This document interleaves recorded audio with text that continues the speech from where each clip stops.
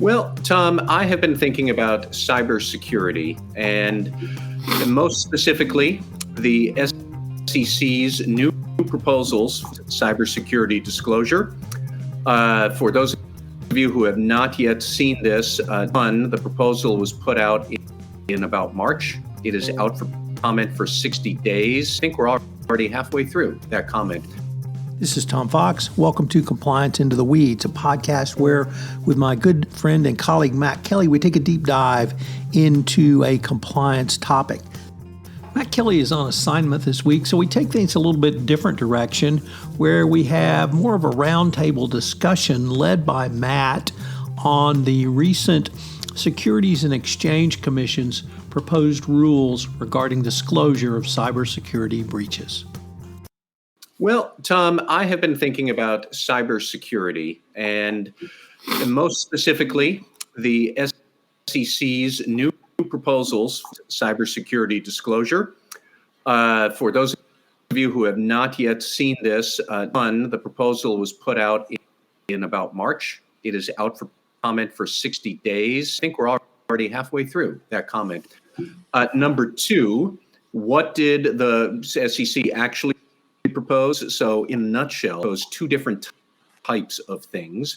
They proposed enhanced Excel disclosure within 4 days of material cybersecurity events. You would need to file a Form 8K from 4 days from when you decide the event is material, not when the event actually happened. So if you are not sure if it's, you want to take some you're doing, then you decide, okay, it's material. Now you have to file an 8K within 4 days. So that's one big bucket of disclosures that the SEC has floated. I wanted to talk more about the others, which were annual disclosures in the 10K of how the board and management approach cybersecurity. Because I think that on how any organization about cyber governance, even if you're not a publicly traded company, even if the SEC decides we're not going to move forward, which they're going to move forward with it. That I'm sure of. What will the final form be? No, but they are going to push something. But even if they did, I liked this issue because it really raises some good that any compliance and risk management teams and senior executives and boards should be thinking about. So I wanted to kind of touch a bit on what governance disclosures that a company might hear, and what would a compliance and a CISO then be thinking about on the in-house side? If this is what the board is saying, what are we giving to the board for reports? That kind of. So specifically, the board would have to be disclosing in the 10K whether the whole board thinks about cyber. Is it specific board members? Is there a board committee responsible for oversight of cyber? You'd have to talk about that.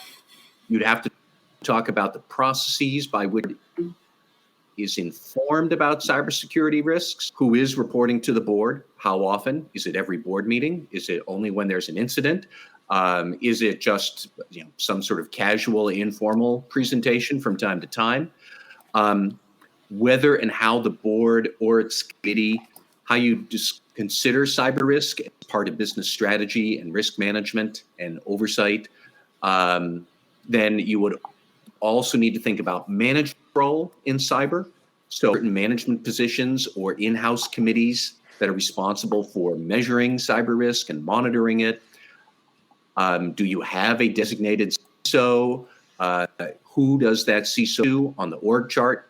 Do they report to maybe, presumably the CEO, but maybe to a chief technology officer, maybe to a general counsel, people who might CISOs reporting to a GC, totally nuts. No, it's not. That's actually what Facebook used to do right up until it had its massive breach that blew up in its face in 2017 or Cambridge Analytica and Russia and Trump scandals.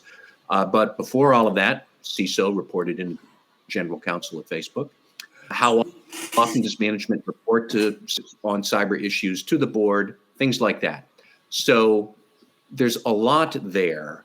I think first I wanted to say, what is the SEC really trying to here? I think they're trying to get the board to think about cyber fundamental to good operations. If you do not have cyber governance going well under you, you're well in hand, you don't have good operational risk management. So that's a big point of mine. And some people say I'm wrong, but I would say effective cybersecurity and operational risk are one and the same. Because show me what part of the modern enterprise works well without IT. Because I can't find it. Finance won't work well. Sales won't work well. Legal won't work well. HR, everybody else. Compliance, that won't work well. If you don't have your risks well under control, your company is not good with its operational risk. Could blow up in your face at any time. And I think the boards are going to have to really come to terms with what does that actually mean. So any company where you're going to present cybersecurity technical thing, we are in full compliance with these privacy regulations. We had these many intrusion attempts and we blocked this many of them. And we had this result from our penetration. All that technical stuff, I don't think that's going to cut it with the board. First off, it'll make a lot of board members, your eyes are going to glaze over. And I don't think that would be unwarranted because they're not technical people. They are business strategy people. So this conversation about cyber is really going to have to shift to here's how much we rely on cloud-based providers for all of our critical infrastructure. And we don't spend this much and we don't approach governing those service providers in this way. If we don't do that, we can't necessarily maintain business continuity in the event of a disruption. That's the sort of business frame discussion of cyber risks that I think the SEC wants. And like I said, even if the SEC went poof with this rule tomorrow, that's what every board should need to think about for cyber. Public, private, I don't care, US-based, Europe, anywhere in the world. You need to be thinking about how is cyber driving our strategic risks? Is it going to box us into a strategic corner? Are we investing enough in business continuity? All sorts of other things, all of it based on what are our risks that arise from how we use IT. And then I did want to talk a bit more just about on the in-house side, for any compliance officers who maybe do not talk to the board as often as you'd like, and as often as you should, but you're like, what does this mean for me? Well, I would say, and I've been talking with a lot of IT thinkers, cybersecurity thinkers, board directors, what does this really need for management on the in-house side? Like a cyber risk committee, in-house, enterprise-wide, with senior executives. Who's going to be on that? Probably the CISO would be the chair of it, legal team, compliance team if it's separate, maybe the IT team if it is separate from the IT security team, sales team if they're working with a lot of cloud-based providers like Salesforce, business units, other operating units. We're going to be thinking about what are the technical controls we should have in place to assure good security? What are the policies and training we should have for employees? Even if the technical controls are great, if our employees don't know what they're doing or why, they could still subvert those controls. You're going to be needing the operational risks we should plan for. What does that actually mean for capabilities we need to have? Scenario planning. How would you actually go through a tabletop exercise of this provider of went down?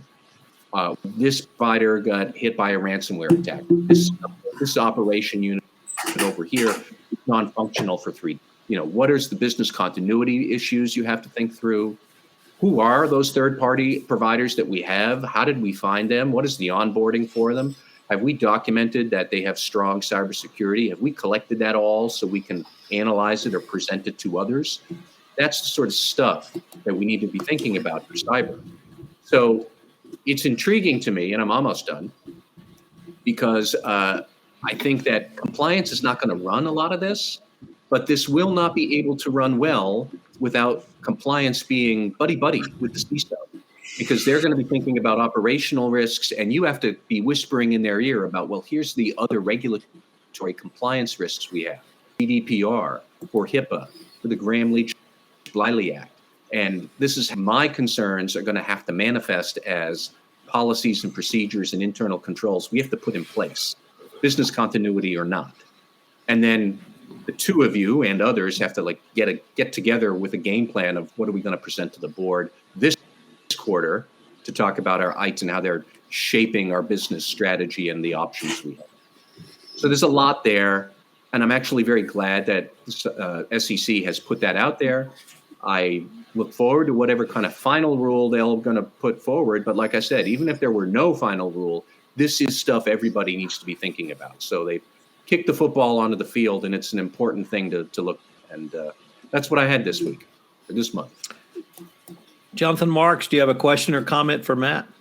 No, I think if you're a listener out there, everything that Matt said, I hope you were quick enough to write it all down because it all makes sense.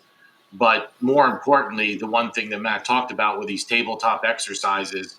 But I would take it a step further and say, if you don't have a crisis management plan that is absolutely ready to go, and I mean absolutely ready to go, you're going to be in deep trouble, because we're in an environment right now where everybody wants to know about everything yesterday. And that doesn't mean that when you have a data breach and you realize that you're in hot water, that you go start hiring professionals to try to get them on board. It means that if this happens and the bell rings, you have people ready to go to slide down the pole, put on their outfits, hop in the truck, and put out these fires right away, because otherwise you're going to get burned. And I can't think of a better analogy than that.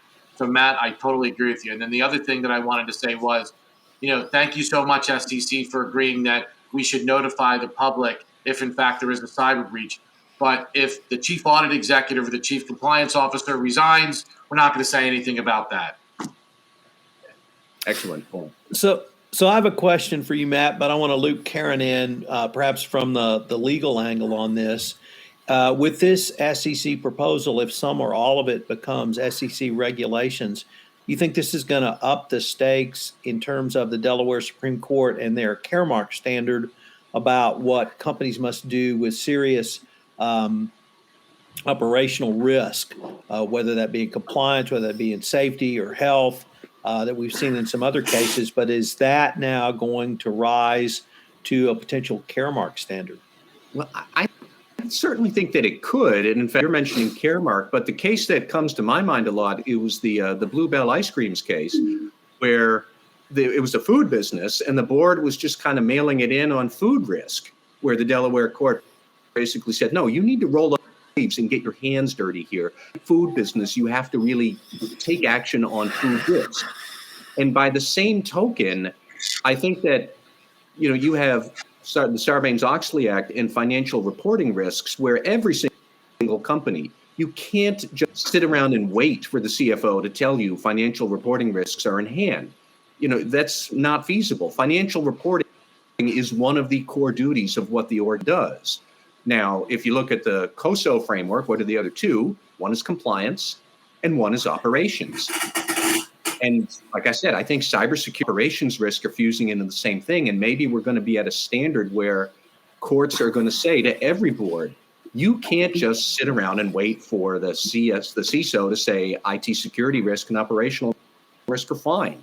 And then you think, oh, yeah, well, that's good. No, I don't think that's going to happen. I think that eventually, when some company screws this up, which they will, and somebody sues, then they're going to start ruling that, no, you need to get your hands dirty and roll up and really get into how cyber is or isn't threatening operational risk. Aaron, do you see potentially the Delaware Supreme Court expanding Caremark into this area?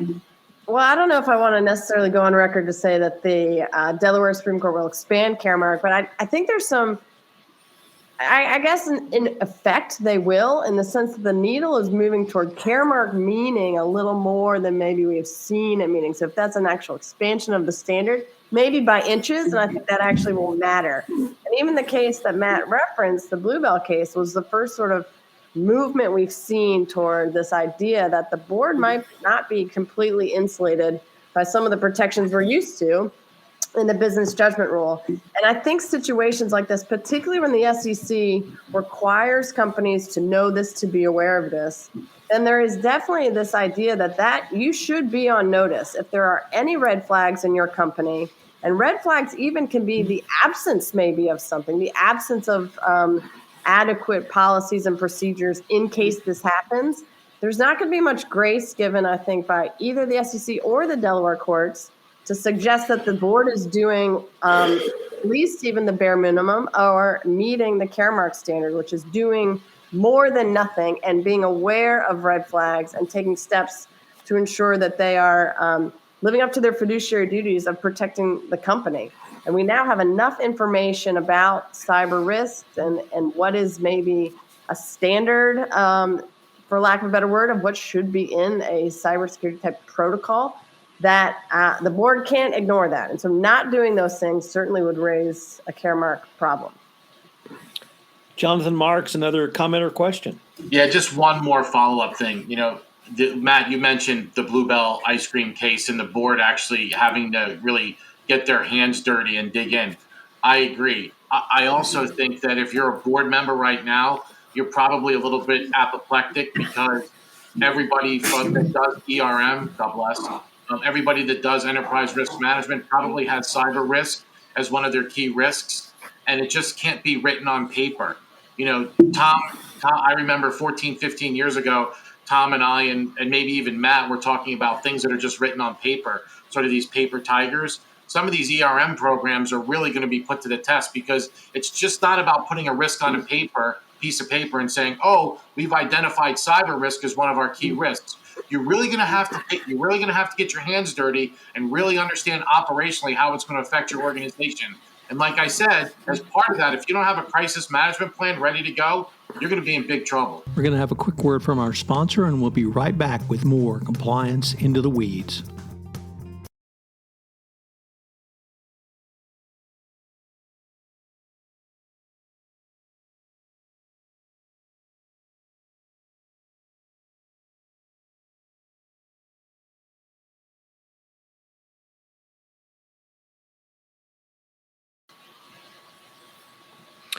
Matt, I have one last question for you. Do you see some of the your comments around the structural forms of corporate governance that may need to be implemented? Should that be reported in a 10-K as well?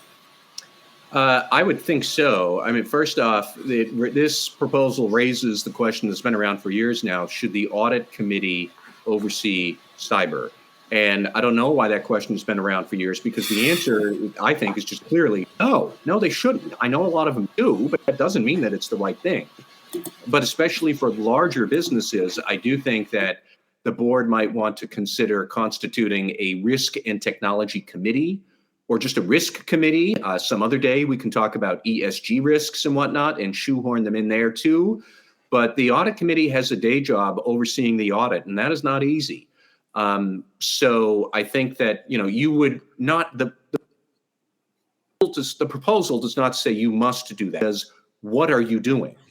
So I think a public company that comes out and says, well, we are still just leaving it with the audit committee, and no, we don't have, say, a CISO on our board, that's not going to look good. That is not a flattering appearance to the investors. So I do think eventually this is going to jar large company boards to kind of revisit the wisdom of their board structure if they have not already done so. This is Tom Fox again. Thank you for listening to this episode of Compliance Into the Weeds.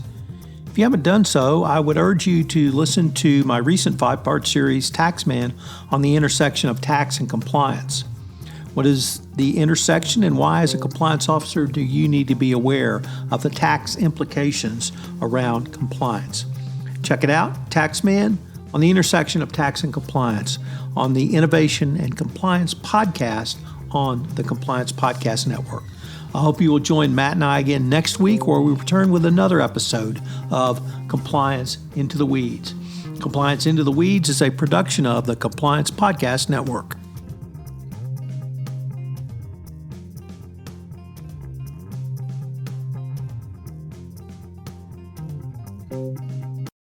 This podcast is a part of the C-Suite Radio Network. For more top business podcasts, visit c-suiteradio.com.